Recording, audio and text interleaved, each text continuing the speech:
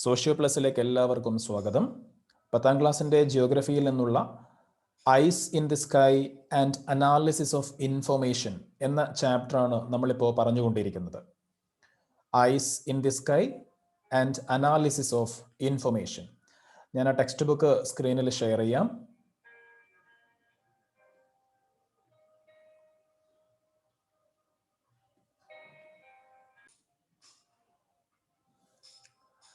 അതിലേറ്റവും അവസാനം നമ്മൾ പറഞ്ഞു വെച്ചത് യൂസസ് ഓഫ് റിമോട്ട് സെൻസിങ് ടെക്നോളജിയാണ്. റിമോട്ട് സെൻസിങ് ടെക്നോളജിയുടെ ഉപയോഗങ്ങൾ എന്തൊക്കെയാണ് എന്നുള്ള കാര്യങ്ങളാണ് ഏറ്റവും അവസാനം പറഞ്ഞത്.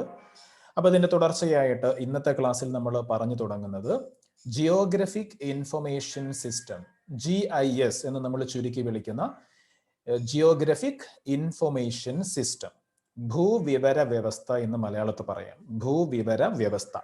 ഓക്കെ, അപ്പൊ എന്താണ് ഈ സംഭവം എന്നുള്ള കാര്യം നമുക്കിവിടെ പറഞ്ഞു തുടങ്ങാം. അപ്പൊ ഏറ്റവും ആദ്യം ഒരു വലിയ സെന്റൻസ് നമുക്കിവിടെ കാണാൻ പറ്റും. ഒരു വലിയ സെന്റൻസ് എന്ന് പറയുമ്പോൾ ഈ ഒരു പാരഗ്രാഫ് മുഴുവനായിട്ട് ഒരൊറ്റ സെന്റൻസ് എന്ന രൂപത്തിലാണ് ഇവിടെ കൊടുത്തിട്ടുള്ളത്. അപ്പൊ എന്താണ് അവിടെ പറയുന്നത് എന്നുള്ളത് നമുക്ക് നോക്കാം. ജിയോഗ്രഫിക് ഇൻഫർമേഷൻ സിസ്റ്റത്തിനുള്ള ഒരു ഇൻട്രൊഡക്ഷൻ ആണ് ഇവിടെ കൊടുത്തിട്ടുള്ളത്. അപ്പൊ നമുക്ക് നോക്കാം. Geographic information system is a computer-based information management system by which the data collected from the sources of information like maps, aerial photographs, satellite imageries, tables, surveys, etc. are incorporated into the computer using softwares which are retrieved, analyzed, and displayed in the form of maps, tables, and graphs. ഒരു വലിയ sentence ആണ്. അപ്പൊ അതിന്റെ അർത്ഥം നമുക്ക് മുറിച്ച് അല്ലെങ്കിൽ split ചെയ്ത് നമുക്ക് അതിന്റെ മീനിങ് നോക്കാം.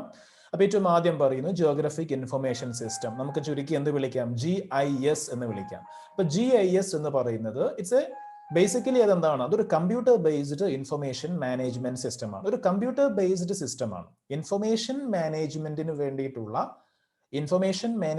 വേണ്ടിയിട്ടുള്ള ഒരു കമ്പ്യൂട്ടർ അധിഷ്ഠിതമായിട്ടുള്ള സംവിധാനമാണ് എന്ത്? GIS. നമുക്കറിയാം, നമ്മൾ മൊബൈൽ ഫോണിലും അതേപോലെ തന്നെ കമ്പ്യൂട്ടറിലും ഒക്കെ ഒരുപാട് ആപ്ലിക്കേഷൻസ് നമ്മൾ ഉപയോഗിക്കാറുണ്ട്. ഒരുപാട് സോഫ്റ്റ്വെയറുകൾ നമ്മൾ ഉപയോഗിക്കാറുണ്ട്. ഒരുപാട് സോഫ്റ്റ്വെയറുകൾ നമുക്ക് പരിചയമുണ്ട്. ഉപയോഗിക്കാത്തതാണെങ്കിലും കേട്ട് പരിചയമുള്ള സോഫ്റ്റ്വെയറുകൾ ഒരുപാടുണ്ട്. അപ്പം അങ്ങനെയുള്ള ഒരു കമ്പ്യൂട്ടർ ബേസ്ഡ് സോഫ്റ്റ്വെയർ ആണ്, അല്ലെങ്കിൽ കമ്പ്യൂട്ടർ ബേസ്ഡ് ആയിട്ടുള്ള ഇൻഫർമേഷൻ മാനേജ്മെന്റിന് വേണ്ടിയിട്ടുള്ള ഒരു കമ്പ്യൂട്ടർ ബേസ്ഡ് ആയിട്ടുള്ള ഒരു ആപ്ലിക്കേഷൻ ആണ്, ഒരു സംവിധാനമാണ് എന്ത്? GIS എന്ന് പറയുന്നത്, ജിയോഗ്രഫിക് ഇൻഫർമേഷൻ സിസ്റ്റം എന്ന് പറയുന്നത്. അതിന്റെ പ്രത്യേകത, അതിന്റെ ഉപയോഗം ഇവിടെ ചുരുക്കി പറയുന്നത് എന്താണെന്ന് വെച്ചാൽ, നമുക്കറിയാം പിന്നെ മാപ്പുകൾ, അതേപോലെ aerial photographs, satellite imageries, tables, surveys, നമ്മൾ നടത്തിയിട്ടുള്ള ഒരുപാട് സർവേകൾ ഉണ്ടാവും. അതേപോലെ ഏരിയൽ ഫോട്ടോഗ്രാഫ്സ്, അതേപോലെ സാറ്റലൈറ്റ് ഇമേജറി, ഇതൊക്കെ എന്താ നമ്മൾ പഠിച്ചിട്ടുണ്ട്. അതേപോലെ മാപ്പുകളിൽ നിന്ന് കിട്ടുന്ന വിവരങ്ങൾ, ഇങ്ങനെയുള്ള ഒരുപാട് ഇൻഫർമേഷൻ പല സോഴ്സുകളിൽ നിന്ന് നമുക്ക് കിട്ടുന്നുണ്ട്. ഈ ഇൻഫർമേഷനെ എല്ലാം നമ്മൾ എന്ത് ചെയ്യുന്നു? കമ്പ്യൂട്ടറിലേക്ക് സേവ് ചെയ്ത് പിന്നീട് നമുക്ക് ആവശ്യമുള്ള ഇൻഫർമേഷൻ മാത്രമായിട്ട് പ്രൊവൈഡ് ചെയ്യാനും, അതേപോലെ തന്നെ നമ്മൾ കമ്പ്യൂട്ടറിലേക്ക് നൽകിയിട്ടുള്ള ഇൻഫർമേഷന്റെ അടിസ്ഥാനത്തിൽ നമുക്ക് പ്രത്യേകം തീമാറ്റിക് മാപ്പുകളോ ഓരോ വിഷയവുമായി ബന്ധപ്പെട്ടുകൊണ്ടുള്ള ടേബിൾസോ അതേപോലെ ഗ്രാഫുകളായിട്ടോ ഒക്കെ നമുക്ക് തയ്യാറാക്കാനും ഒക്കെ നമ്മളെ സഹായിക്കുന്ന ഒരു കമ്പ്യൂട്ടർ ബേസ്ഡ് സംവിധാനമാണ്, സിസ്റ്റമാണ് എന്ന് പറയുന്നത് ജിയോഗ്രഫിക് ഇൻഫർമേഷൻ സിസ്റ്റം എന്ന് പറയുന്നത്. ഓക്കെ, അപ്പോൾ അവിടെ ഓർക്കുക, ജിയോഗ്രഫിക് ഇൻഫർമേഷൻ സിസ്റ്റം എന്ന് പറയുന്നത് ബേസിക്കലി അതെന്താണ്? ഒരു computer based information management system ആണ്. Okay, computer based information management system ആണ്. അവിടെ നമുക്ക് എന്ത് ചെയ്യാം? ഏരിയൽ ഫോട്ടോഗ്രാഫ്സ് ആയിട്ടോ, സാറ്റലൈറ്റ് ഇമേജറീസ് ആയിട്ടോ, ടേബിൾസ് ആയിട്ടോ, സർവേസ് ആയിട്ടോ, മാപ്പുകളായിട്ടോ ഒക്കെ നമുക്ക് വിവരങ്ങൾ എന്ത് ചെയ്യാം? ഈ GIS സംവിധാനത്തിലൂടെ കമ്പ്യൂട്ടറിലേക്ക് നമുക്ക് സേവ് ചെയ്യാം. പിന്നീട് നമ്മുടെ ആവശ്യാനുസരണം നമുക്ക് വേണ്ട രൂപത്തിൽ ആ ഡാറ്റകൾ എന്ത് ചെയ്യാം? വിശകലനം ചെയ്യാം, തിരിച്ചെടുക്കാം. ഓക്കെ, വീണ്ടും നമുക്ക് തിരിച്ചെടുക്കാം, അതുപോലെ വിശകലനം ചെയ്യാം. നമുക്ക് അതുപോലെ മാപ്പുകളാക്കിയോ, ടേബിൾസ് ആക്കിയോ, ഗ്രാഫ്സ് ആക്കിയോ ഒക്കെ എന്ത് ചെയ്യാം? നമുക്ക് മാറ്റിയെടുക്കാം. നമ്മുടെ ആവശ്യം എന്താണോ, ഏതെങ്കിലും സ്പെസിഫിക് പേർപ്പസിന് വേണ്ടിയിട്ട് ആ പേർപ്പസിന്റെ ആവശ്യത്തിന് വേണ്ടിയുള്ള മാപ്പുകളോ ടേബിൾസോ ഗ്രാഫ്സോ ഒക്കെയായിട്ട് നമുക്ക് മാറ്റിയെടുക്കാനും സാധിക്കും. അപ്പൊ ഇത്തരത്തിൽ ഇൻഫർമേഷൻ മാനേജ്മെന്റിന് വേണ്ടി, ഓക്കെ, ഇൻഫർമേഷൻ മാനേജ്മെന്റിന് വേണ്ടി നമ്മൾ ഉപയോഗിക്കുന്ന ഒരു കമ്പ്യൂട്ടർ ബേസ്ഡ് സിസ്റ്റമാണ് ജിയോഗ്രഫിക് ഇൻഫർമേഷൻ സിസ്റ്റം എന്ന് പറയുന്നത്. അതിന്റെ ബാക്കി ഭാഗങ്ങൾ നമ്മളിവിടെ താഴെ പറയുമ്പോൾ കുറച്ചും കൂടി നിങ്ങൾക്ക് ഡീറ്റെയിൽഡ് ആയിട്ട് മനസ്സിലാവും. അപ്പൊ നമുക്ക് ഇവിടെ നോക്കാം. ഒരു ചിത്രം കൊടുത്തിട്ടുണ്ട്. Figure 6.13 shows the different stages in geographic information system. Geographic information സിസ്റ്റത്തിൽ അതിലുള്ള ഓരോരോ സ്റ്റേജുകൾ, ഓക്കെ, വിവിധ ഘട്ടങ്ങൾ കാണിക്കുന്ന ഒരു ചിത്രം താഴെ കൊടുത്തിട്ടുണ്ട്. ഇപ്പൊ ഒരു ചിത്രം നോക്കിയാൽ നമുക്ക് കുറച്ച് കാര്യങ്ങളും കൂടി നമുക്ക് മനസ്സിലാവും. അപ്പൊ ഇവിടെ നമുക്ക് കാണാം രണ്ട് ടോപ്പോഗ്രാഫിക് മാപ്പ് കാണാം, അതേപോലെ സ്കാനർ, അതേപോലെ CD ഒക്കെ കൊടുത്തിട്ടുണ്ട് അല്ലെ.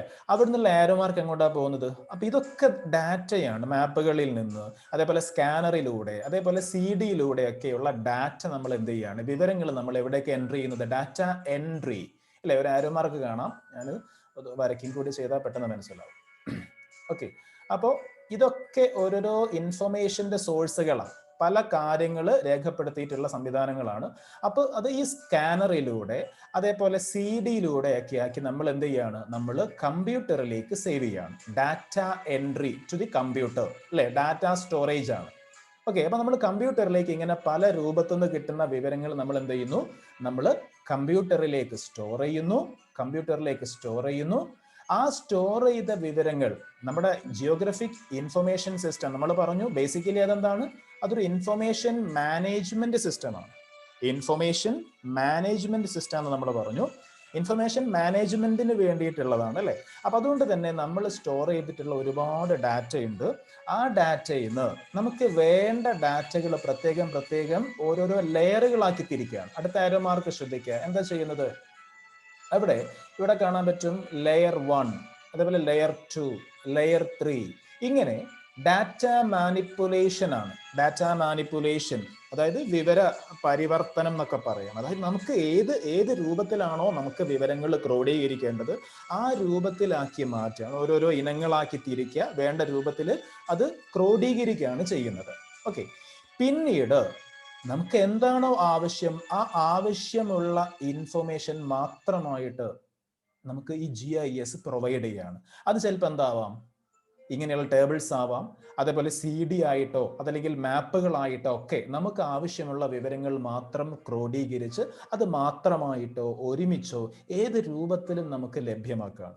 അപ്പൊ ഇത്തരത്തിലുള്ള ഒരു information management system, computer based ആയിട്ടുള്ള ഇൻഫർമേഷൻ മാനേജ്മെന്റ് സിസ്റ്റത്തിനെയാണ് നമ്മൾ എന്ത് വിളിക്കുന്നത്, ജിയോഗ്രഫിക് ഇൻഫർമേഷൻ സിസ്റ്റം എന്ന് വിളിക്കുന്നത്. ഓക്കെ, CD-യിലൂടെ സ്കാനറിലൂടെ പല രൂപത്തിലും നമ്മൾ ഇൻഫർമേഷൻ കമ്പ്യൂട്ടറിലേക്ക് സേവ് ചെയ്യുന്നു.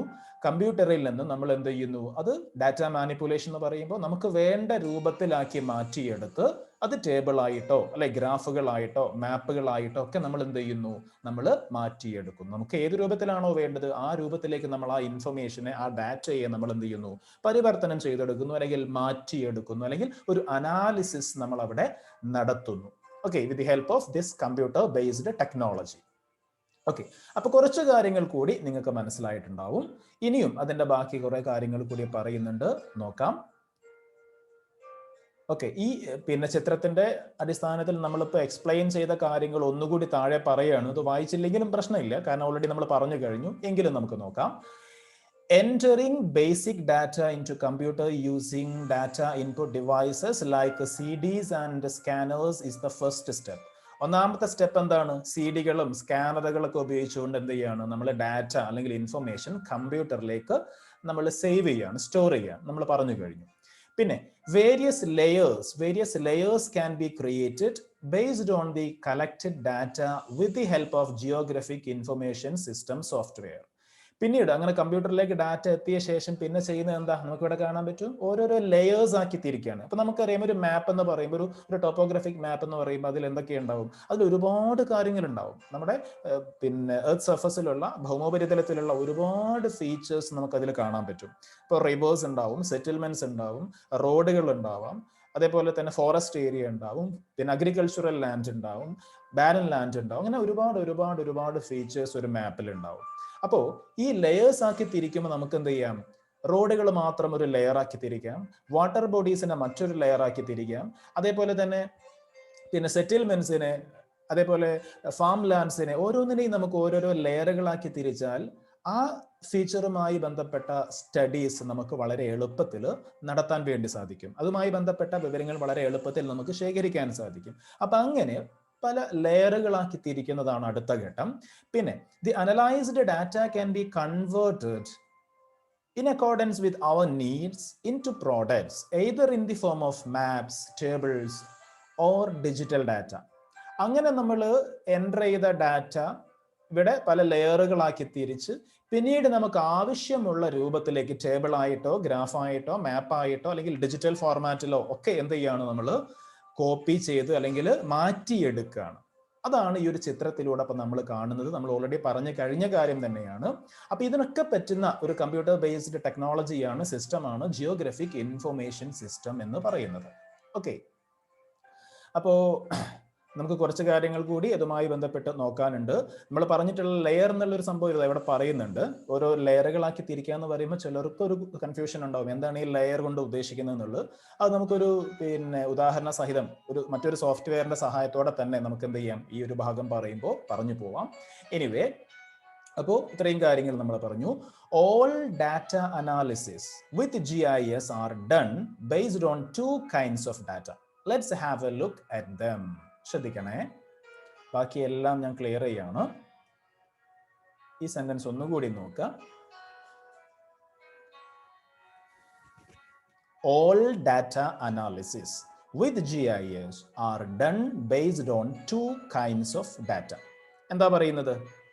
അതായത് പ്രധാനമായിട്ടും 2 തരം ഡാറ്റ, 2 തരം വിവരങ്ങളെ അടിസ്ഥാനമാക്കിയാണ് ഈ ഒരു GIS-ൽ എല്ലാ വിശകലനങ്ങളും നിർവഹിക്കുന്നത്. ഓൾ ഡാറ്റ അനാലിസിസ്, അതായത് നമ്മൾ ഒരുപാട് ഡാറ്റ ഇതിലേക്ക് എൻ്റർ ചെയ്യുന്നുണ്ടല്ലോ, അങ്ങനെയുള്ള എല്ലാ വിവരങ്ങളുടെയും അനാലിസിസ് പ്രധാനമായിട്ടും 2 തരത്തിലുള്ള ഡാറ്റയുടെ അടിസ്ഥാനത്തിലാണ്. അതല്ലെങ്കിൽ നമുക്ക് വേറെ ഒരു തരത്തിൽ പറയുകയാണെങ്കിൽ പ്രധാനമായിട്ടും 2 തരത്തിലുള്ള ഡാറ്റയാണ് പ്രധാനമായിട്ടുള്ളത്. അങ്ങനെയും പറയാം. ഏതൊക്കെയാ 2 തരത്തിലുള്ള ഡാറ്റ? ഒന്ന്, സ്പേഷ്യൽ ഡാറ്റ. ഓക്കെ, സ്പേസ് എന്ന് പറയുമ്പോൾ നമുക്കറിയാലോ, ഒരു സ്ഥലത്തെ കാണിക്കുന്ന ഒരു ലൊക്കാലിറ്റി, ആ രൂപത്തിലാണ്. ഓക്കെ, സ്പേഷ്യൽ ഡാറ്റ എന്ന് പറയുമ്പോൾ നമുക്ക് സ്ഥാനീയ വിവരങ്ങൾ, ഒരു വസ്തുവിന്റെ സ്ഥാനവുമായി ബന്ധപ്പെട്ട, ലൊക്കേഷനുമായി ബന്ധപ്പെട്ട വിവരങ്ങളാണ് സ്പേഷ്യൽ ഡാറ്റ. അപ്പൊ അങ്ങനെയുള്ള ഡാറ്റ ഒന്ന്. രണ്ടാമത്തേത് ആട്രിബ്യൂട്ട്സ് ആണ്, അതായത് വിശേഷണങ്ങൾ എന്ന് പറയും, പ്രത്യേകതകൾ അല്ലെങ്കിൽ വിശേഷണങ്ങൾ, സവിശേഷതകൾ എന്നൊക്കെ പറയാം. അപ്പൊ ഇങ്ങനെയുള്ള 2 ഡാറ്റയുടെ അടിസ്ഥാനത്തിലാണ് എന്ത് നടക്കുന്നത്? ഓൾ ഡാറ്റ അനാലിസിസ് ഇൻ GIS-ൽ എല്ലാ തരത്തിലുള്ള ഡാറ്റ അനാലിസിസ് ഈ പറയുന്ന 2 ഡാറ്റയുടെ ബേസിലാണ് നടക്കുന്നത്. ഓക്കെ, അപ്പൊ നമുക്ക് നോക്കാം എന്താണ് സ്പേഷ്യൽ ഡാറ്റ, എന്താണ് ആട്രിബ്യൂട്ട്സ്. ഒരു ബുദ്ധിമുട്ടും ഇല്ല, എളുപ്പത്തിൽ മനസ്സിലാക്കാൻ പറ്റുന്ന 2 കൺസെപ്റ്റ് ആണ്. ഓക്കെ, അപ്പോ ഏറ്റവും ആദ്യം സ്പേഷ്യൽ ഡാറ്റ നോക്കാം. എന്താണ് സ്പേഷ്യൽ ഡാറ്റ? ഏറ്റവും ആദ്യം നമ്മളോടൊരു കാര്യം ഇവിടെ പറയുന്നു, find out the latitudinal and longitudinal location of our country with the help of the website Bhuvan. Okay, Bhuvan വെബ്സൈറ്റിന്റെ സഹായത്തോടെ നമുക്ക് എന്ത് ചെയ്യാം, നമ്മളോട് നമ്മുടെ രാജ്യത്തിന്റെ, ഇന്ത്യയുടെ ലാറ്റിറ്റ്യൂഡിനൽ ആൻഡ് ലോഞ്ചിറ്റ്യൂഡിനൽ ലൊക്കേഷൻ കണ്ടെത്താൻ വേണ്ടി പറയാം. അതായത് നമ്മുടെ ഇന്ത്യയുടെ മലയാളത്തിൽ പറയുകയാണെങ്കിൽ അക്ഷാംശ രേഖ, അത് രേഖാംശ രേഖകളുടെ സ്ഥാനം അല്ലെ, അക്ഷാംശ സ്ഥാനവും അതേപോലെ തന്നെ രേഖാംശ സ്ഥാനവും കണ്ടെത്താൻ പറയാണ്. Okay, latitudinal and longitudinal location, ഇന്ത്യയുടെ latitudinal and longitudinal location. Okay, അപ്പൊ അത് കാണാതെ പഠിച്ചു വെച്ച കുട്ടികളുണ്ടാവും, മറന്നു പോയവരുണ്ടാവും, ഒന്ന് ഗൂഗിൾ ചെയ്ത് നോക്കി പെട്ടെന്ന് കണ്ടെത്താൻ പറ്റുന്ന കുട്ടികളുണ്ടാവും. അപ്പൊ എന്തായാലും എളുപ്പത്തിന് വേണ്ടിയിട്ട് സ്ക്രീനിൽ തന്നെ നമുക്കൊന്ന് നോക്കാം. Find out the latitudinal location. ഇന്ത്യയുടെ ലാറ്റിറ്റ്യൂഡിനൽ ലൊക്കേഷൻ എന്ന് പറയുന്നത്, അക്ഷാംശീയ സ്ഥാനം എന്ന് പറയുന്നത് ഇതാ ഇവിടെ കാണാം, 8 ഡിഗ്രി 4 മിനിറ്റ്, അതേപോലെ 37 ഡിഗ്രി 6 മിനിറ്റ്. ഇതിനിടയിലാണ് ഇന്ത്യ. എവിടെയാ? നോർത്തേൺ ഹെമിസ്ഫിയർ ആണ്, ഉത്തരാർദ്ധഗോളത്തിലാണ്. അപ്പൊ ഉത്തരാർദ്ധഗോളത്തിൽ 8 ഡിഗ്രി 4 മിനിറ്റിനും 37 ഡിഗ്രി 6 മിനിറ്റിനും ഇടയിലായിട്ടാണ് ഇന്ത്യയുടെ സ്ഥാനം. ഇന്ത്യയുടെ ലാറ്റിറ്റ്യൂഡിനൽ ലൊക്കേഷൻ എന്ന് പറയുന്നത് അതാണ്. 8 degree 4 minutes and 37 degree 6 minutes, അതിന്റെ ഇടയിലാണ്. ഇനി നമ്മുടെ ലോഞ്ചിറ്റ്യൂഡിനൽ ലൊക്കേഷൻ, രേഖാംശീയ സ്ഥാനം നമ്മൾ നോക്കുകയാണെങ്കിൽ, ഇന്ത്യയുടെ രേഖാംശീയ സ്ഥാനം നമ്മൾ നോക്കുകയാണെങ്കിൽ അത് ഓൾറെഡി നമ്മൾ 1ാമത്തെ യൂണിറ്റിൽ ഇന്ത്യയുടെ സമയം കണക്കാക്കുന്ന ആ ഒരു ചാപ്റ്ററിൽ നമ്മൾ പഠിച്ചിട്ടുണ്ട്. സീസൺസ് ആൻഡ് ടൈം എന്നുള്ള ചാപ്റ്ററിൽ ഓൾറെഡി പഠിച്ച കാര്യമാണ്. എങ്കിലും പെട്ടെന്ന് മനസ്സിലാകാൻ വേണ്ടി സ്ക്രീനിൽ കാണിക്കാം. ഇതാണ് ഇന്ത്യയുടെ, ഈ കാണുന്നതാണ് ഇന്ത്യയുടെ ലോഞ്ചിറ്റ്യൂഡിനൽ ലൊക്കേഷൻ, രേഖാംശീയ വ്യാപ്തി അല്ലെങ്കിൽ സ്ഥാനം എന്ന് പറയുന്നത്. അതായത് 68°7' ഈസ്റ്റ്, അതേപോലെ 97°25' ഈസ്റ്റ്. ഓക്കെ, ഇത് രണ്ടിന്റെ ഇടയിലായിട്ടാണ് ഇന്ത്യയുടെ ലോഞ്ചിറ്റ്യൂഡിനൽ ലൊക്കേഷൻ എന്ന് പറയുന്നത്. 68°7' കിഴക്കിനും 97°25' കിഴക്കിനും ഇടയിലായിട്ടാണ് ഇന്ത്യയുടെ ലോഞ്ചിറ്റ്യൂഡിനൽ ലൊക്കേഷൻ എന്ന് പറയുന്നത്. ഓക്കെ, അപ്പൊ ഇവിടെ പറയുന്നത് ഭുവൻ എന്ന വെബ്സൈറ്റിന്റെ അല്ലെങ്കിൽ അറ്റ്ലസിന്റെ ഒക്കെ സഹായത്തോടെ കണ്ടെത്താനാണ്. അപ്പൊ അങ്ങനെ കണ്ടെത്തി നോക്കിയാലും നമുക്ക് ഈ ഒരു ആൻസർ തന്നെയാണ് കിട്ടുക. ഓക്കെ, എനിവേ, അപ്പോൾ പിന്നെ അത് നോട്ട് ചെയ്യേണ്ട കുട്ടികൾക്ക് ഒന്നുകൂടി സ്ക്രീനിൽ ഞാൻ കാണിക്കുകയാണ്. നമ്മുടെ ലാറ്റിറ്റ്യൂഡിനൽ ലൊക്കേഷൻ എന്ന് പറയുന്നത് 8°4', 37°6'. ഇതിന്റെ ഇടയിലാണ്, ഇൻ ബിറ്റ്വീൻ ആണ്. അത് എവിടെയാണ്? ഇൻ നോർത്തേൺ ഹെമിസ്ഫിയർ ആണെന്ന് കൂടി നമ്മൾ മനസ്സിലാക്കാം, ഉത്തരാർദ്ധഗോളത്തിൽ. ഇനി ലോഞ്ചിറ്റ്യൂഡിനൽ ലൊക്കേഷൻ ആണെങ്കിൽ ഇൻ ബിറ്റ്വീൻ ഏതാണ്? 68°7' ഈസ്റ്റ് ആൻഡ് 97°25' ഈസ്റ്റ്. ഓക്കെ, അപ്പൊ നമുക്ക് കിട്ടി each feature on the surface of the earth has a location of its on. ഈ ഭൂമിയിലുള്ള ഏതൊരു വസ്തുവിന് എന്തുണ്ട്? ഏതൊരു വസ്തു, ഈ ഭൂമിയിലുള്ള ഏതൊരു വസ്തുവിനും ഏതൊരു നമ്മൾ ഫീച്ചർ എന്ന് പറയുമ്പോൾ വസ്തുവാണ് ഉദ്ദേശിക്കുന്നത് അല്ലെ. അതായത് ഇപ്പോൾ ഒരു ടോപ്പോഗ്രാഫിക്കൽ ഒരു ഫീച്ചർ എന്ന് നമ്മൾ പറയുമ്പോൾ എന്താ? അതൊരു എന്തെങ്കിലും ഒരു വസ്തു, അതൊരു കുഴൽ കിണർ ആയിക്കോട്ടെ, ഒരു വാട്ടർ ബോഡി ആയിക്കോട്ടെ, അല്ലെങ്കിൽ ഒരു വീട് ആയിക്കോട്ടെ, അതൊക്കെ ഒരു ഫീച്ചറാണ്. അപ്പൊ അങ്ങനെയുള്ള നമ്മുടെ എർത്ത് സർഫസിലുള്ള ഏതൊരു ഫീച്ചറിനും എന്തുണ്ടാവും? ഒരു സ്ഥാനമുണ്ടാവും അല്ലെ, അതിൻ്റെതായിട്ടുള്ള ഒരു ലൊക്കേഷൻ ഉണ്ടാവുമല്ലോ. Such features of the earth surface having a specific location are non spatial data. അപ്പൊ സ്പേഷ്യൽ ഡാറ്റ എന്ന് പറഞ്ഞാൽ അത്രയേ ഉള്ളൂ. ഈ മാർക്ക് ചെയ്ത 2 സെന്റൻസ് ആണ് അവിടെ നമ്മൾ ഓർക്കേണ്ടത്. അതായത് നമ്മൾ പറഞ്ഞു നമ്മുടെ ഭൗമോപരിതലത്തിലുള്ള ഏതൊരു വസ്തുവാണെങ്കിലും ഏതൊരു സവിശേഷതയാണെങ്കിലും അതിനെന്തുണ്ട്? അതിൻ്റെതായിട്ടുള്ള ഒരു സ്ഥാനമുണ്ട്. അപ്പൊ ഇത്തരത്തിൽ ഒരു കൃത്യമായിട്ടുള്ള അക്ഷാംശ രേഖാംശ സ്ഥാനമുള്ള ഇത്തരം വസ്തുക്കളെ അല്ലെങ്കിൽ ഭൗമോപരിതലത്തിലുള്ള ഓരോ സവിശേഷതകളെ നമ്മൾ എന്ത് വിളിക്കുന്നു? സ്ഥാനീയ വിവരങ്ങൾ, സ്പേഷ്യൽ ഡാറ്റ എന്ന് വിളിക്കുന്നു. ഓക്കെ, അപ്പൊ കൃത്യമായൊരു ലൊക്കേഷനുള്ള, ലാറ്റിറ്റ്യൂഡിനൽ ലോഞ്ചിറ്റ്യൂഡിനൽ ലൊക്കേഷനുള്ള നമ്മുടെ എർത്ത് സർഫസിലുള്ള ഓരോ ഫീച്ചേഴ്സിനെയുമാണ് നമ്മൾ എന്ത് വിളിക്കുന്നത്? സ്പേഷ്യൽ ഡാറ്റ എന്ന് വിളിക്കുന്നത്. ഓക്കെ, സച്ച് ഫീച്ചേഴ്സ്, ഈ 2 സെന്റൻസ് ഒന്നുകൂടി നമുക്ക് വായിക്കാം. Each feature on the surface of the earth has a location of its own. ഭൗമോപരിതലത്തിലുള്ള ഓരോ സവിശേഷതക്കും അതിൻ്റെതായിട്ടുള്ള ഒരു സ്ഥാനമുണ്ട്. Such features of the earth surface having a specific location are non spatial data. Okay, അപ്പൊ എന്താ സ്പേഷ്യൽ ഡാറ്റ? ഇങ്ങനെ കൃത്യമായിട്ടുള്ള ഒരു ലൊക്കേഷനുള്ള, കൃത്യമായിട്ടുള്ള ഒരു അക്ഷാംശ രേഖാംശ സ്ഥാനമുള്ള ഇത്തരം ഫീച്ചേഴ്സിനെ, ഇത്തരം സവിശേഷതകളെ അല്ലെങ്കിൽ വസ്തുക്കളെ നമ്മൾ എന്ത് വിളിക്കുന്നു? സ്പേഷ്യൽ ഡാറ്റ, സ്ഥാനീയ വിവരങ്ങൾ എന്ന് വിളിക്കുന്നു. ഓക്കെ, എനിവേ, ഈ ഭുവൻ വെബ്സൈറ്റിലൂടെ നമ്മുടെ സ്കൂളിന്റെ ഓരോ സ്കൂളിന്റെയും എന്ത് ചെയ്യാണ്? ലാറ്റിറ്റ്യൂഡ് ലോഞ്ചിറ്റ്യൂഡ് ഒക്കെ കണ്ടെത്താൻ വേണ്ടി പറയാണ്. ഓക്കെ, അത് പിന്നീട് IT ടീച്ചേഴ്സിന്റെ സഹായത്തോടെയൊക്കെ നമുക്ക് ചെയ്യാൻ പറ്റുന്ന കാര്യമാണ്. ഓക്കെ, അപ്പൊ തൽക്കാലം അത് നമ്മൾ ഇവിടെ സ്കിപ്പ് ചെയ്യുന്നു. ദെൻ രണ്ടാമത്തേത് ആട്രിബ്യൂട്ട്സ് ആണ്. രണ്ടാമത്തെ ടൈപ്പ് ഓഫ് ഡാറ്റ ഏതാണ്? ആട്രിബ്യൂട്ട്സ് ആണ്, അല്ലെങ്കിൽ വിശേഷണങ്ങൾ എന്ന് നമ്മൾ പറഞ്ഞു അല്ലെ. അതിന്റെ മീനിങ് വിശേഷണങ്ങൾ, പ്രത്യേകതകൾ, സവിശേഷതകൾ എന്നൊക്കെ പറയാം. എന്താ ഉദ്ദേശിക്കുന്നത് നമുക്ക് നോക്കാം. The additional information about the characteristics of each spatial data on the earth surface are called attributes. എന്താണ് ആട്രിബ്യൂട്ട്സ്? നമ്മൾ നേരത്തെ പറഞ്ഞു സ്പേഷ്യൽ ഡാറ്റ നമ്മൾ പറഞ്ഞു.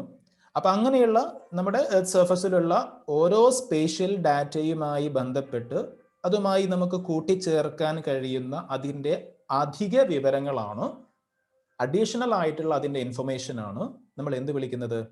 വിശേഷണങ്ങൾ, ആട്രിബ്യൂട്ട്സ് എന്ന് വിളിക്കുന്നത്. ഉദാഹരണം പറയുകയാണെങ്കിൽ നിങ്ങൾക്ക് പെട്ടെന്ന് മനസ്സിലാവും. ഓക്കെ, അപ്പോ ഒരു സെന്റൻസ് കൂടിയുണ്ട്. The attributes can be combined with spatial data. Attributes can be combined with spatial data. അതായത് ഇത് രണ്ടും നമുക്ക് ഒരുമിച്ച് കൊടുക്കാവുന്നതാണ്, ഒരുമിച്ച് തന്നെ നൽകാവുന്നതാണ്, ഒരുമിച്ച് കാണാവുന്നതാണ് എന്നാണ് ഉദ്ദേശിക്കുന്നത്. ഓക്കെ, അപ്പോൾ ആട്രിബ്യൂട്ട്സ് എന്ന് പറയുമ്പോൾ എന്താണ്? നമ്മൾ നേരത്തെ പറഞ്ഞിട്ടുള്ള സ്പേഷ്യൽ ഡാറ്റ ഉണ്ടല്ലോ, ആ സ്പേഷ്യൽ ഡാറ്റയുമായി ബന്ധപ്പെട്ട അതിൻ്റെ അഡീഷണൽ ഇൻഫർമേഷനെയാണ് നമ്മൾ എന്ത് വിളിക്കുന്നത്? ആട്രിബ്യൂട്ട്സ്, വിശേഷണങ്ങൾ അല്ലെങ്കിൽ സവിശേഷതകൾ എന്നൊക്കെ പറയുന്നത്. ഓക്കെ, അപ്പോൾ ഒരു സ്കൂളിന്റെ സ്പേഷ്യൽ ഡാറ്റയാണ് നമ്മൾ പറഞ്ഞു. മോള് കൊടുത്തല്ലോ, ഒരു സ്കൂളിനെ സംബന്ധിച്ച് അതിന്റെ സ്പേഷ്യൽ ഡാറ്റയാണ് എന്ത്? ലാറ്റിറ്റ്യൂഡ്, ലോഞ്ചിറ്റ്യൂഡ് ഒക്കെ മീൻസ് അതിന്റെ സ്ഥാനീയ വിവരങ്ങളാണ്, അതിന്റെ ലൊക്കേഷനെ കാണിക്കുന്ന വിവരങ്ങളാണ്. ഇനി ആ സ്കൂളിനെ സംബന്ധിച്ച് അതിന്റെ ആട്രിബ്യൂട്ട്സ് ആണ് എന്തൊക്കെ? ഈ കാണുന്ന നമ്പർ ഓഫ് ടീച്ചേഴ്സ്, എത്ര ടീച്ചേഴ്സ് സ്കൂളിലുണ്ട്, നമ്പർ ഓഫ് ക്ലാസ് റൂംസ്, എത്ര ക്ലാസ് റൂംസ് ഉണ്ട്, എത്ര കുട്ടികളുണ്ട്. ഓക്കെ, അതേപോലെ തന്നെ whether your school building is multi storeyed or single, yes or no, അതായത് സ്കൂൾ കെട്ടിടം പിന്നെ ബഹുനില കെട്ടിടമാണോ അല്ലെങ്കിൽ ഒറ്റ നില മാത്രമുള്ള കെട്ടിടമാണോ എന്നാ ചോദിക്കുന്നത്. അപ്പൊ ഇങ്ങനെയുള്ള വിവരങ്ങളൊക്കെ എന്താണ്? ഇതൊക്കെ ആ സ്കൂളിനെ സംബന്ധിച്ച് ആട്രിബ്യൂട്ട്സ് ആണ്. ഓക്കെ, നമ്മൾ നേരത്തെ പറഞ്ഞ അതിന്റെ ലൊക്കേഷനെ സംബന്ധിച്ച വിവരങ്ങളാണെങ്കിൽ അത് അതിന്റെ സ്പേഷ്യൽ ഡാറ്റ. അതുമായി ബന്ധപ്പെട്ട മറ്റു അഡീഷണൽ ഫീച്ചേഴ്സ് ആണെങ്കിൽ അതാണ് നമ്മൾ എന്ന് പറയുന്നത് ആട്രിബ്യൂട്ട്സ് എന്ന് പറയുന്നത്. ഓക്കെ, വിശേഷണങ്ങൾ എന്ന് പറയുന്നത്. അപ്പൊ പ്രധാനമായിട്ടും ഇങ്ങനെയുള്ള 2 ടൈപ്പ് ഡാറ്റയാണ് പിന്നെ ഇതിലുള്ളത്, GIS-ലുള്ളത് അല്ലെങ്കിൽ ജിയോഗ്രഫിക് ഇൻഫർമേഷൻ സിസ്റ്റത്തിലുള്ളത് അല്ലെ, 2 ടൈപ്പ് ഡാറ്റയാണ്. ഓക്കെ, അപ്പൊ ശ്രദ്ധിക്കുക, the details you recorded are the attributes of your school. നമ്മളിപ്പോൾ പറഞ്ഞല്ലോ, ഈ പറയുന്ന ടീച്ചേഴ്സിന്റെ എണ്ണം, കുട്ടികളുടെ എണ്ണം, ക്ലാസ് റൂമിന്റെ എണ്ണം, എത്ര പിന്നെ എത്ര ബ്ലോക്കുകളുണ്ട്, എത്ര നിലകളുണ്ട്, ഇതൊക്കെ എന്താ? അതൊക്കെ ആ സ്കൂളുമായി ബന്ധപ്പെട്ട ആട്രിബ്യൂട്ട്സ് ആണ്, വിശേഷണങ്ങളാണ്, അഡീഷണൽ ഇൻഫർമേഷൻ ആണ്. Okay, if we can collect and include the spatial data and attributes of places in the database, the GIS can give precise and scientific answers to the various queries about that place. അതായത് ഇത്തരത്തില് നമ്മുടെ ബഹുമോപരിതലത്തിലുള്ള പിന്നെ ഓരോ വസ്തുവിന്റെയും ഇത്തരത്തിൽ നമ്മുടെ ബഹുമോപരിതലത്തിലുള്ള ഓരോ വസ്തുവിന്റെയും spatial ഡാറ്റയും അതേപോലെ തന്നെ ആട്രിബ്യൂട്ട്സും അതിന്റെ ലൊക്കേഷനും അതിന്റെ സവിശേഷതകളും ഒക്കെ നമുക്ക് എന്ത് ചെയ്യാൻ പറ്റുകയാണ്? GIS-ലേക്ക്, ജിയോഗ്രഫിക് ഇൻഫർമേഷൻ സിസ്റ്റത്തിലേക്ക്, അല്ലെങ്കിൽ അത് ഉപയോഗിക്കുന്ന ആ ഒരു കമ്പ്യൂട്ടറിലേക്ക് നമുക്ക് സ്റ്റോർ ചെയ്യാൻ പറ്റുകയാണെങ്കിൽ, അല്ലെങ്കിൽ നമ്മൾ സ്റ്റോർ ചെയ്യുകയാണെങ്കിൽ ഈ GIS സംവിധാനത്തിലൂടെ നമുക്ക് എന്ത് ചെയ്യാം? നമുക്ക് ആവശ്യമുള്ള ഇൻഫർമേഷൻ മാത്രമായിട്ട് ലഭ്യമാക്കാം. അതേപോലെ നമുക്ക് വേണ്ട ചോദ്യങ്ങൾക്കുള്ള ആൻസർ, മറുപടികൾ, ഉത്തരങ്ങൾ അത് ഗ്രാഫായിട്ടോ ടേബിൾ ആയിട്ടോ മാപ്പായിട്ടോ ഏത് രൂപത്തിലും GIS എന്ന് പറയുന്ന ഒരു സിസ്റ്റത്തിലൂടെ നമുക്ക് അവൈലബിൾ ആവും, അല്ലെങ്കിൽ നമുക്ക് ഈ ഒരു സിസ്റ്റം പ്രൊവൈഡ് ചെയ്യും. നമ്മൾ നേരത്തെ പറഞ്ഞ കാര്യം തന്നെയാണ് ഇവിടെയും പറയുന്നത്.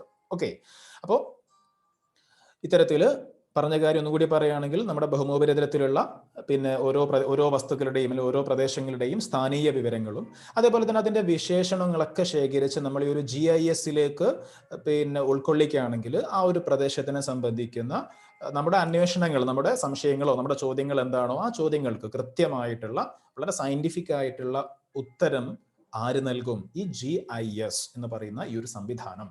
ജിയോഗ്രഫിക് ഇൻഫർമേഷൻ സിസ്റ്റം എന്ന് പറയുന്ന ഈ ഒരു computer based information management system നമുക്ക് പ്രൊവൈഡ് ചെയ്യും. അത് നേരത്തെ പറഞ്ഞതുപോലെ ചിലപ്പോൾ എന്തായിരിക്കാം? ചിലപ്പോൾ ഗ്രാഫിന്റെ രൂപത്തിലായിരിക്കാം, ചിലപ്പോൾ ഡയഗ്രാംസ് ആയിരിക്കാം, അല്ലെങ്കിൽ എന്തെങ്കിലും പിന്നെ മാപ്പുകളായിട്ടോ ഏത് രൂപത്തിലാണോ നമുക്ക് വേണ്ടത് ആ രൂപത്തിൽ GIS നമുക്ക് പ്രൊവൈഡ് ചെയ്യും. ഓക്കെ, അപ്പോ 2 ടൈപ്പ് ഡാറ്റ എന്നുള്ളത് പ്രത്യേകം ഓർക്കുക. സ്പേഷ്യൽ ഡാറ്റ ഒരു ഫീച്ചറിന്റെ ലൊക്കേഷനുമായി ബന്ധപ്പെട്ടതാണ് സ്പേഷ്യൽ ഡാറ്റ.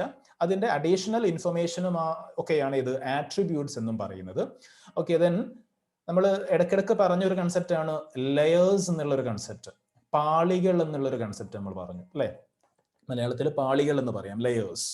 നമ്മൾ നേരത്തെ ചിത്രം നോക്കിയപ്പോൾ, GIS-ന്റെ ഒരു ചിത്രം നോക്കിയപ്പോൾ നമ്മൾ പറഞ്ഞു കമ്പ്യൂട്ടറിലേക്ക് നമ്മൾ സ്റ്റോർ ചെയ്യുന്ന കാര്യങ്ങളെല്ലാം അവിടെ കമ്പ്യൂട്ടറിൽ വെച്ച് പ്രോസസ്സിംഗ് നടക്കുമ്പോൾ ഓരോരോ ലെയറുകളായി മാറ്റുന്നു എന്ന് നമ്മൾ പറഞ്ഞു. അപ്പൊ എന്താണ് ഈ ലെയർ എന്നുള്ളത് ഒന്നുകൂടി നമ്മൾ ക്ലിയർ ആക്കി ഇവിടെ നോക്കുകയാണ്. മലയാളത്തിൽ പറയുകയാണെങ്കിൽ കൃത്യമായി പറയുകയാണെങ്കിൽ പാളികൾ എന്ന് പറയാം, ലെയേഴ്സ്, പാളികൾ. ഓക്കെ, ശ്രദ്ധിക്കുക. Observe the portion of a topographic map shown in the figure 6.14. 6.14 ഒരു ടോപ്പോഗ്രഫിക് മാപ്പ് നിങ്ങൾക്ക് ഇവിടെ ഈ ഇടതുഭാഗത്തായിട്ട് നിങ്ങൾക്ക് കാണാൻ പറ്റും. ഒരു ടോപ്പോഗ്രഫിക് മാപ്പ് ഇവിടെ കൊടുത്തിട്ടുണ്ട്. ഓക്കെ, നമ്മൾ നോക്കി പല സ്ഥലത്തും കണ്ടതുപോലെയുള്ള ഒരു ടോപ്പോഗ്രഫിക് മാപ്പാണ്.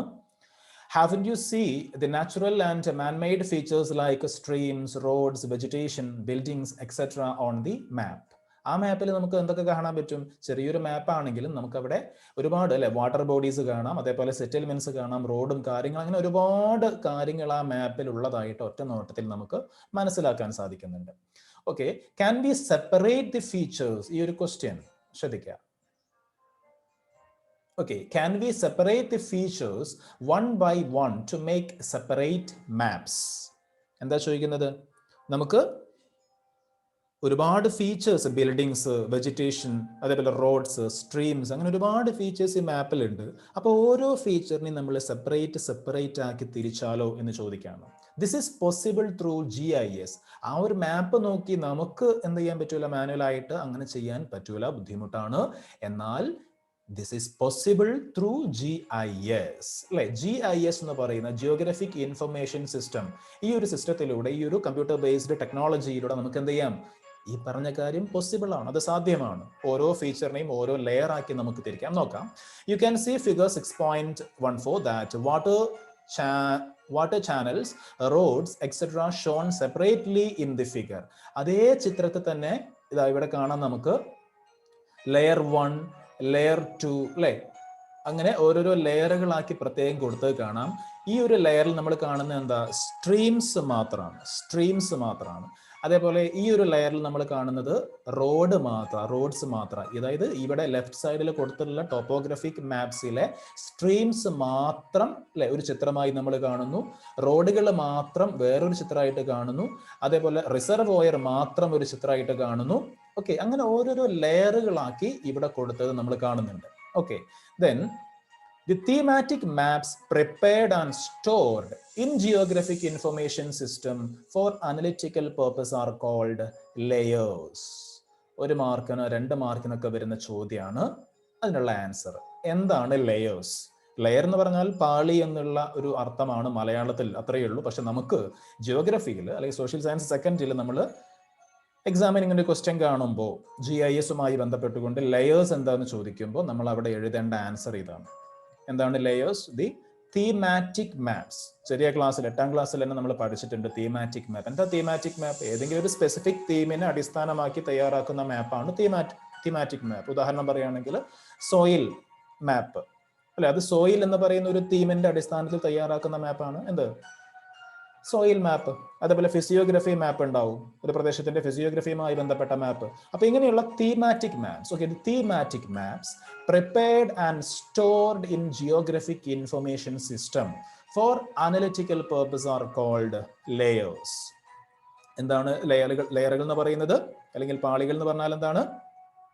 നമ്മുടെ ഈ ഒരു GISയിൽ, ഭൂവിവര വ്യവസ്ഥയിൽ അനാലിസിസിൽ, പലതരത്തിലുള്ള ഡാറ്റ അനാലിസിസിന് വേണ്ടി, അതായത് പിന്നെ ഭൂവിവര വ്യവസ്ഥയിൽ നമ്മൾ വിവരങ്ങളൊക്കെ വിശകലനം ചെയ്യാൻ വേണ്ടി തയ്യാറാക്കി സൂക്ഷിക്കുന്ന ഓരോ തീമാറ്റിക് മാപ്പുകളെ അല്ലെ, ഓരോ പ്രത്യേക വിഷയാധിഷ്ഠിതമായിട്ടുള്ള ഭൂപടങ്ങൾ, അതാണ് തീമാറ്റിക് മാപ്പുകൾ. ഇങ്ങനെയുള്ള മാപ്പുകളെയാണ് നമ്മൾ എന്ത് വിളിക്കുന്നത്, ഓരോരോ ലെയേഴ്സ് അല്ലെങ്കിൽ പാളികൾ എന്ന് വിളിക്കുന്നത്. ഒന്നുകൂടി സിമ്പിൾ ആക്കി പറയുകയാണെങ്കിൽ, പിന്നെ വിവരങ്ങളുടെ വളരെ ഈസി ആയിട്ടുള്ള വിശകലനത്തിന് വേണ്ടിയിട്ട് നമ്മൾ നേരത്തെ പറഞ്ഞ റോഡുകൾ മാത്രം ഒരു മാപ്പാക്കി തിരിക്കുക, അതേപോലെ ജലാശയങ്ങൾ മാത്രം മറ്റൊരു മാപ്പാക്കി തിരിക്കുക, അതേപോലെ ചിത്രത്തിൽ കാണുന്നത് പോലെ സ്ട്രീംസ് ഒരു മാപ്പ്, അതേപോലെ റിസർവോയറുകൾ മാത്രം വേറൊരു മാപ്പാക്കി തിരിക്കുക, അതുപോലെ കൃഷിഭൂമികൾ മാത്രം മറ്റൊരു മാപ്പാക്കി തിരിക്കുക. അങ്ങനെ ഓരോരോ തീമിന്റെ ബേസിൽ ഓരോരോ പ്രത്യേകം തീമാറ്റിക് മാപ്പുകൾ GISയിൽ നമ്മൾ ഉണ്ടാക്കുന്നതിനെ നമ്മൾ എന്ത് വിളിക്കുന്നു, ഓരോരോ ലെയേഴ്സ് എന്ന് നമ്മൾ വിളിക്കുന്നു. അപ്പോൾ മാർക്ക് ചെയ്ത കാര്യം ഒന്നുകൂടി നോക്കുകയാണ്.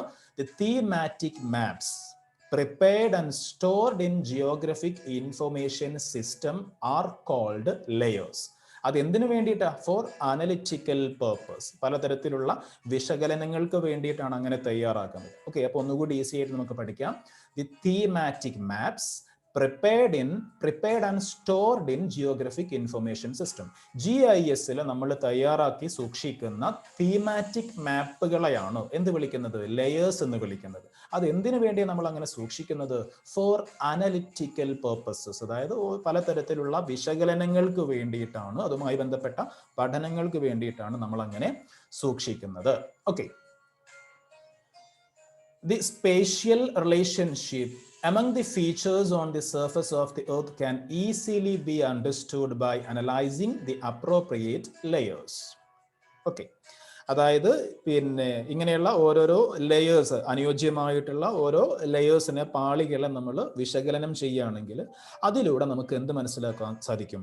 ഈ നമ്മുടെ ഭൗമോപരിതലത്തിലുള്ള ഓരോ ഫീച്ചറും തമ്മിലുള്ള, നമ്മുടെ ഭൗമോപരിതലത്തിലുള്ള ഓരോ സവിശേഷതകൾ അല്ലെങ്കിൽ ഓരോ വസ്തുക്കൾ തമ്മിലുള്ള പിന്നെ സ്ഥാനീയ ബന്ധം ഓക്കെ, സ്ഥാനീയ ബന്ധം എന്ന് പറയുമ്പോൾ എന്താ, അതിന്റെ ഓരോന്നിനോട് ചേർന്നുകൊണ്ട് ഏതൊക്കെ ഫീച്ചേഴ്സ് അടുത്തടുത്ത് വരുന്നു, ഒരുമിച്ച് കാണപ്പെടുന്നു, അങ്ങനെയൊക്കെയുള്ള സ്ഥാനീയ ബന്ധം നമുക്ക് മനസ്സിലാക്കാൻ എളുപ്പത്തിൽ സാധിക്കും. ഓക്കെ, ആ സെന്റൻസ് ഒന്നും കൂടി നോക്കാം. ദി സ്പേഷ്യൽ റിലേഷൻഷിപ്പ്, അതാണ് സ്ഥാനീയ ബന്ധം എന്ന് പറയുന്നത്. Spatial relationship among the features on the surface of the earth can easily be understood by analyzing the appropriate layers. ഓരോരോ ലെയേഴ്സിനെ നമ്മൾ കമ്പയർ ചെയ്തുകൊണ്ടോ ഒരുമിച്ച് വെച്ചുകൊണ്ടൊക്കെ നമ്മൾ ഒന്ന് വിശകലനം ചെയ്യുകയാണെങ്കിൽ നമുക്ക് എന്ത് സാധിക്കും?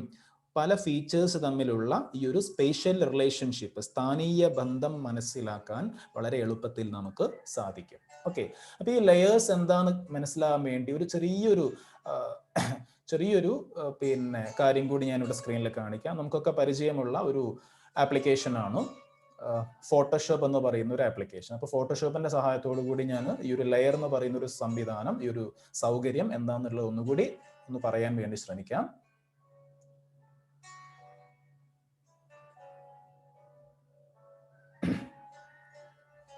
ഓക്കെ, അപ്പൊ ഇവിടെ സ്ക്രീനിൽ ഇപ്പൊ നിങ്ങൾക്ക് കാണാൻ പറ്റും ഒരു ടോപ്പോഗ്രാഫിക് മാപ്പ് ഞാൻ വരച്ച് തയ്യാറാക്കിയിട്ടുള്ള ഒരു സാമ്പിൾ. ഓക്കെ, പ്രത്യേകിച്ച് സ്കെയിലോ കാര്യങ്ങളൊന്നും ഇല്ലാതെ ഒരു പ്രത്യേക സ്കെയിലിന്റെ ഒരു തോതിന്റെ അടിസ്ഥാനത്തിലല്ലാതെ വെറുതെ ഒരു ലെയർ എന്ന് പറയുന്ന കൺസെപ്റ്റ് നിങ്ങളിലേക്ക് എത്തിക്കാൻ വേണ്ടി ചെറുതായിട്ടൊന്ന് തയ്യാറാക്കിയ ഒരു ഫോട്ടോഷോപ്പ് ഫയലാണ്. ഒരു ടോപ്പോഗ്രാഫിക് മാപ്പ് ആണെന്ന് സങ്കല്പിക്കുക. നമുക്കറിയാം ഓരോ കളറും എന്തിനെ സൂചിപ്പിക്കുന്നു, ഓരോ ചിത്രങ്ങൾ എന്തിനെ സൂചിപ്പിക്കുന്നു ഒക്കെ നമുക്കറിയാം. അപ്പൊ ഈ ബ്ലൂ കളർ നമുക്കറിയാം അത് വാട്ടർ ബോഡീസ് ആണ്, അല്ലെ, ജലാശയങ്ങളാണ്, റിവേഴ്സ് ഒക്കെയാണ് ഈ ഒരു ബ്ലൂ കളറിൽ കാണാൻ നമുക്കറിയാം. ഓക്കെ, അതേപോലെ യെല്ലോ കാണുന്നത് കൃഷിസ്ഥലങ്ങളാണ്, നെൽപ്പാടങ്ങളോ ഒക്കെ അങ്ങനെയുള്ള കൃഷിസ്ഥലങ്ങളാണ്. എന്ത്, അഗ്രികൾച്ചറൽ ഫീൽഡ് ആണ് യെല്ലോ കളറിൽ മാർക്ക് ചെയ്യാൻ നമുക്കറിയാം, നമ്മൾ പഠിച്ചിട്ടുണ്ട്, നമുക്ക് പഠിക്കാനുണ്ട്.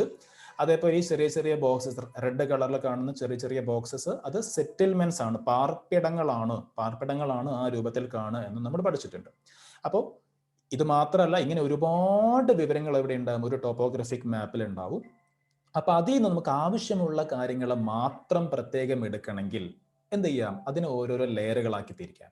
ഇപ്പൊ ഇവിടെ പ്രധാനമായിട്ടും 3 കാര്യങ്ങളാണുള്ളത്, അല്ലെ. കൃഷിസ്ഥലം ഉണ്ട്, അതേപോലെ വാട്ടർ ബോഡീസ് ഉണ്ട്, അതേപോലെ സെറ്റിൽമെന്റ്സ്, പാർപ്പിടങ്ങളുണ്ട്. അപ്പോ ഇവിടെ നിങ്ങൾക്ക് കാണാൻ പറ്റും ഓരോന്നും ഓരോ ലെയർ ആക്കി ചെയ്യുകയാണെങ്കിൽ ആ ഒരു മാപ്പിൽ നിന്ന് നമുക്ക് എന്ത് വേണം, ആ ഒരു മാപ്പിൽ നിന്ന് നമുക്ക് കൃഷിസ്ഥലങ്ങൾ മാത്രമാണ് കാണേണ്ടത്. ഓക്കെ, കൃഷിസ്ഥലങ്ങൾ മാത്രമാണ് നമുക്ക് വേണ്ടത് എങ്കിൽ, ഓക്കെ, എത്രത്തോളം സ്ഥലത്ത് കൃഷി ഉണ്ടെന്ന് വളരെ പെട്ടെന്ന് മനസ്സിലാവണമെങ്കിൽ ആ കൃഷിസ്ഥലങ്ങൾ മാത്രം കാണിക്കുന്ന ലെയർ നമ്മൾ എടുക്കുകയാണെങ്കിൽ എന്ത് ചെയ്യാൻ പറ്റും, വളരെ പെട്ടെന്ന് എത്രത്തോളം സ്ഥലത്ത് കൃഷി ഉണ്ടെന്ന് മനസ്സിലാക്കാൻ പറ്റും. ഓക്കെ, അപ്പൊ ഞാൻ ആ കൃഷിസ്ഥലങ്ങൾ മാത്രം കാണിക്കുന്ന ഒരു ലെയർ ഇവിടെ സ്ക്രീനിൽ കൊണ്ടുവരികയാണെങ്കിൽ, ഓക്കെ, ഇപ്പൊ എന്തില്ല, ഇപ്പൊ ബാക്കിയുള്ള ഫീച്ചേഴ്സ് ഒന്നും നമ്മൾ കാണുന്നില്ല. അപ്പൊ ആ ഒരു മാപ്പിൽ ആ ഒരു പ്രദേശത്ത് എത്രത്തോളം സ്ഥലത്ത് കൃഷിയുണ്ട് വളരെ പെട്ടെന്ന് നമുക്ക് മനസ്സിലായി. ഇനി അതല്ല, നമുക്ക് എന്ത് വേണം, ഇനി നമുക്ക് വേണ്ടത് വാട്ടർ ബോഡീസ് ആണെങ്കിൽ ആ വാട്ടർ ബോഡീസിനെ മാത്രം ഒരു ലെയർ ആക്കുകയാണെങ്കിൽ നമുക്കിവിടെ കാണാൻ പറ്റും മറ്റ് പാർപ്പിടങ്ങളോ അതേപോലെ എന്തോ കാണുന്നില്ല, കൃഷിസ്ഥലങ്ങളോ കാണുന്നില്ല, ഈ ഒരു വാട്ടർ ബോഡീസ് മാത്രമായിട്ട് നമ്മൾ ഇവിടെ കാണുന്നു. അപ്പൊ വളരെ പെട്ടെന്ന് തന്നെ ഏതൊക്കെ പ്രദേശങ്ങളിലേക്ക് എങ്ങനെയൊക്കെ വെള്ളം ഒഴുകുന്നുണ്ട്, ജലം ഒഴുകുന്നുണ്ട്, കാര്യങ്ങൾ വളരെ പെട്ടെന്ന്, ജലത്തിന്റെ ലഭ്യത എവിടെയൊക്കെ ഉണ്ടെന്ന് വളരെ പെട്ടെന്ന് കൺഫ്യൂഷൻ ഇല്ലാണ്ട് മനസ്സിലാക്കാൻ പറ്റും. ഇനി നമുക്ക് വേണ്ടത് സെറ്റിൽമെന്റ്സ് മാത്രമാണെങ്കിലോ, എവിടേക്കാണ് പാർപ്പിടങ്ങൾ ഉള്ളത്, ജനങ്ങൾ എവിടെയൊക്കെ താമസിക്കുന്നുണ്ട് എന്നറിയണമെങ്കിൽ അത് മാത്രം ഒരു ലെയർ ആയിട്ട് കിട്ടണമെങ്കിൽ ഇതാ സെറ്റിൽമെന്റ്സ്. ഒരു ഭൂപ്രദേശത്തിൽ ഈ തന്നിട്ടുള്ള ലൊക്കാലിറ്റിയിൽ ഇത്രയും ഭാഗത്താണ് വീടുകളുള്ളത്, അപ്പൊ അത് മാത്രമായിട്ട് നമുക്ക് കിട്ടി. പിന്നെ നമ്മൾ നേരത്തെ അവസാനം പറഞ്ഞൊരു സെന്റൻസ് ഉണ്ട്, ഒരു വിവിധ ഫീച്ചേഴ്സിന്റെ അതിന്റെ സ്പേഷ്യൽ റിലേഷൻഷിപ്പ്, സ്ഥാനീയ ബന്ധം മനസ്സിലാക്കാൻ വേണ്ടി, അല്ലെ. അതായത് ഇപ്പൊ ഒരു ഉദാഹരണം പറയാണ്, ഇപ്പൊ സെറ്റിൽമെന്റ്സ്, അതേപോലെ തന്നെ നമ്മൾ ഒരു കാര്യം കൂടി നോക്കുന്നു, വാട്ടർ ബോഡീസ്. ഓക്കെ, ഇപ്പൊ ഈ വാട്ടർ ബോഡീസും സെറ്റിൽമെന്റ്സും 2 ലെയേഴ്സ് മാത്രം നമ്മൾ കമ്പയർ ചെയ്ത് നോക്കുമ്പോൾ, അത് രണ്ടും നമ്മൾ ചേർത്ത് വെച്ച് നോക്കുമ്പോൾ അവിടെ നമുക്ക് കാണാൻ പറ്റുന്ന ഒരു കാര്യമുണ്ട്. അതായത് സെറ്റിൽമെന്റ്സ് എല്ലാം നമ്മൾ കാണപ്പെടുന്നത് റിവേഴ്സിന്റെ തീരങ്ങളിലാണ്. ഓക്കെ, റിവറിന്റെ ഏതെങ്കിലുമൊക്കെ റിവറിന്റെ അങ്ങനെയുള്ള വാട്ടർ ബോഡീസിന്റെ തീരങ്ങളിലാണ് കൂടുതൽ നമ്മൾ എന്ത് കാണുന്നത്, സെറ്റിൽമെന്റ്സ്, പാർപ്പിടങ്ങൾ കാണുന്നത്. അപ്പൊ അങ്ങനെ ഈ വാട്ടർ ബോഡീസും സെറ്റിൽമെന്റ്സും തമ്മിൽ അങ്ങനെ ഒരു സ്പേഷ്യൽ റിലേഷൻഷിപ്പ് ഉണ്ട് എന്ന് നമുക്ക് ഇവിടെ മനസ്സിലാക്കാൻ സാധിച്ചു. ഓക്കെ, അപ്പൊ ഇത്തരത്തിൽ, ഇത് മാത്രമല്ല, ഇത്തരത്തിൽ ഒരു യഥാർത്ഥ ടോപ്പോഗ്രാഫിക് മാപ്പ് ആണെങ്കിൽ ഇത്തരത്തിൽ ഒരുപാട് ഇൻഫർമേഷൻ എവിടെ ഉണ്ടാവും, ഒരുപാട് ഡാറ്റ, ഇൻഫർമേഷൻ, വിവരങ്ങൾ ഈ ഒരു മാപ്പിൽ ഉണ്ടാവും. അപ്പൊ ഒരുപാട് കൺഫ്യൂഷൻ നമുക്ക് ഉണ്ടാവും. ആ കൺഫ്യൂഷൻ ഒഴിവാക്കാൻ വേണ്ടി ഇത്തരത്തിൽ നമുക്ക് ഓരോ ഇൻഫർമേഷനെയും അല്ലെങ്കിൽ ഓരോ ഫീച്ചറിനെയും ഓരോരോ ലെയേഴ്സ് ആക്കി തിരിച്ചാൽ ഇപ്പം നമ്മൾ സ്ക്രീനിൽ കണ്ടതുപോലെ വളരെ ഈസി ആയിട്ട് അതിൻ്റെ അനാലിസിസ്, അതുമായി ബന്ധപ്പെട്ട പഠനങ്ങൾ, അതുമായി ബന്ധപ്പെട്ട നമ്മുടെ സംശയങ്ങൾക്കുള്ള മറുപടികൾ, ആൻസേഴ്സ് വളരെ പെട്ടെന്ന് സാധ്യമാകും. ഓക്കെ, അപ്പോൾ അത് കാണിക്കാൻ വേണ്ടിയിട്ടാണ് ഈ ഒരു ഫോട്ടോഷോപ്പിലൂടെ ഇങ്ങനെ ഒരു കാര്യം ഞാനിവിടെ ചെയ്തത്. അപ്പോൾ ഒന്നുകൂടി ലെയേഴ്സ് എന്താണെന്നുള്ളത് കൃത്യമായിട്ട് മനസ്സിലായി എന്ന് വിചാരിക്കുന്നു. ഓക്കെ, ഇപ്പോൾ അതാ വീണ്ടും 3 ഫീച്ചേഴ്സും ഒരുമിച്ച് വന്നു. അതിൽ നമ്മൾ ഒന്നുകൂടി കാണിക്കുകയാണ്. നമുക്കിപ്പോൾ വാട്ടർ ബോഡീസ് മാത്രമാണെങ്കിൽ ആ ലെയർ എടുത്താൽ വാട്ടർ ബോഡീസിനെ മാത്രം കാണാം. അതിന് കൂടെ നമുക്ക് അഗ്രികൾച്ചറൽ ലാൻഡ് കൂടി കിട്ടണമെങ്കിൽ അത് വേറൊരു ലെയറിലാക്കി നമ്മൾ തിരിക്കുന്നു അല്ലേ. അതേപോലെ മറ്റൊരു ലെയറിലാക്കിയിട്ട് സെറ്റിൽമെന്റ്സ്. ഇപ്പോൾ 3 ലെയറും കൂടി നമ്മളിവിടെ സ്ക്രീനിൽ കണ്ടു. ഓക്കെ, അപ്പോൾ ഇത്തരത്തിൽ ഓരോരോ ലെയറുകളാക്കി തിരിക്കുമ്പോൾ അതുമായി ബന്ധപ്പെട്ട ആ ഫീച്ചറുമായി ബന്ധപ്പെട്ട കൂടുതൽ പഠനങ്ങൾ വളരെ ഈസി ആയിട്ട് നടക്കും എന്നുള്ളതാണ് ഇതിൻ്റെ പ്രത്യേകത. ഓക്കെ, അപ്പോൾ GIS എന്ന് പറയുന്ന ജിയോഗ്രഫിക് ഇൻഫർമേഷൻ സിസ്റ്റം എന്ന് പറയുന്ന കമ്പ്യൂട്ടർ ബേസ്ഡ് മാനേജ്മെന്റ് സിസ്റ്റത്തിലൂടെ ഇങ്ങനെയുള്ള ഒരുപാട് സാധ്യതകൾ നമുക്ക് മുന്നിലുണ്ട് എന്ന് മനസ്സിലാക്കുക. ഓക്കെ,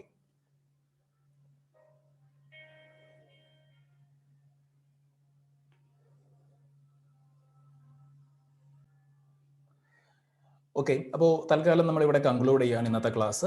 ബാക്കി അനലിറ്റിക്കൽ ക്യാപ്പബിലിറ്റീസ് ഓഫ് GIS, പിന്നെ അതായത് ഈ ഒരു GISന്റെ പിന്നെ വിശകലന സാധ്യതകൾ, അതിനെപ്പറ്റിയൊക്കെ നമ്മൾ അടുത്ത ക്ലാസ്സിൽ ഡിസ്കസ് ചെയ്യാം. അപ്പോൾ ഇവിടെ നമ്മൾ ഈ ഒരു ലെയേഴ്സുമായി ബന്ധപ്പെട്ട കാര്യങ്ങൾ പറഞ്ഞുകൊണ്ട് ഇന്നത്തെ ക്ലാസ് ഇവിടെ കൺക്ലൂഡ് ചെയ്യുന്നു. Okay, thank you.